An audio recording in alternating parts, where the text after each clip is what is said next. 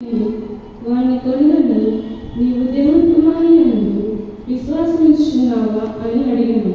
అందుకు వాడు, ప్రభువా, నేను ఆయన ఎందుకు విశ్వాసమిచ్చినప్పుడు ఆయన ఎవడని అడుగగా, యేసు, నీవు ఆయనను చూస్తున్నావు, నీతో మాట్లాడుచున్నవాడు ఆయనే అని.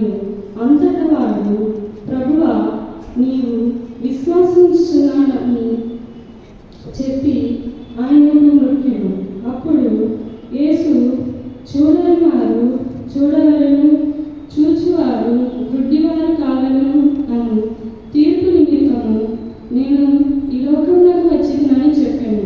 ఆయన ఎదురున్న పరిసరుల్లో కొందరు ఈ మాట విని, మేము గుడ్డివారమా అని అడిగి, అందుకు యేసు, మీరు గుడ్డివారైతే మీకు పాపము లేకపోవును కానీ చూస్తున్న వారమని మీరిప్పుడు చెప్పుకొనిచున్నారు కనుక మీ పాపము నిలిచినదని చెప్పాను.